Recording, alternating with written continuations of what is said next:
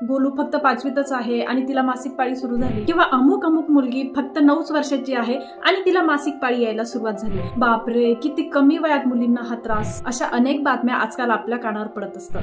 आजकाल मुलींचं मासिक पाळी येण्याचं वय खूपच कमी झालं आहे. काही वर्षापूर्वी 13 ते 16 हे वय वर्ष मुलींचं मासिक पाळी येण्यासाठी नॉर्मल वय मानलं जायचं आणि आज 10 ते 13 हे वय वर्ष मासिक पाळी येण्यासाठी नॉर्मल मानलं जातं. आता इथे तुम्ही म्हणाल, मला तर 9वी नंतर आली होती किंवा 10वी नंतर आली होती, मग आजकाल ह्या मुलींना एवढ्या लवकर का? तर यामागे देखील काही कारणं आहेत, जसं सोशल मीडिया असेल किंवा भेसळयुक्त अन्नपदार्थ असतील. आजकाल 10 ते 13 वय वर्ष मुलींचं मासिक पाळी सुरू होण्याचं नॉर्मल एज मानलं जातं.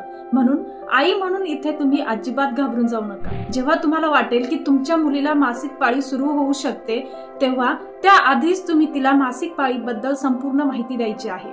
मासिक पाळी काय असते, काय येते, त्याची प्रोसेस काय असते, मासिक पाळीमध्ये आपल्याला कुठल्या कुठल्या गोष्टींची काळजी घ्यायची असते, आणि सर्वात महत्वाचं म्हणजे मासिक पाळी ही प्रत्येक मुलीला येत असते. नाहीतर तिला असं नको वाटायला की माझ्यासोबतच काहीतरी वेगळं घडतं आहे की काय.